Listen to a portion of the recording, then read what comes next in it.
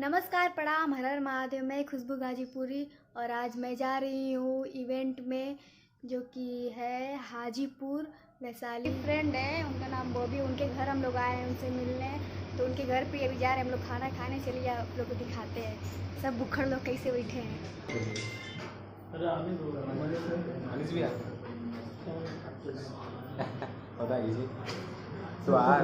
सबको भूखड़ बोली थी, खुशबू स्टार्ट हो गई पहले अपने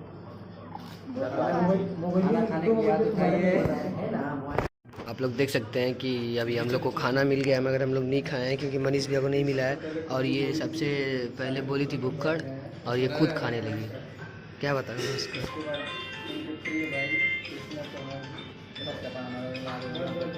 और ये विशाल जी के बाद नंबर आता है तनु जी का। तो हम खाना खा लिए हैं और ये देखिए अभी सारे लोग खा रहे हैं। सबसे ज़्यादा ये भैया खा रहे हैं।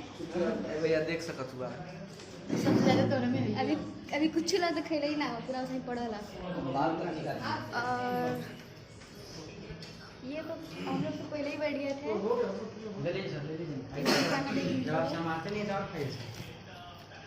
बात तो सब्जी खाती, इधर बात देखिए। तरकारी बात खाती।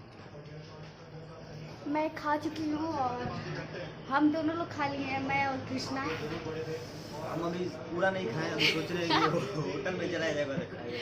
अब खाने के बाद अभी हम लोग यहाँ से अब जाएंगे होटल में, तो होटल में जाएंगे तब तक के लिए।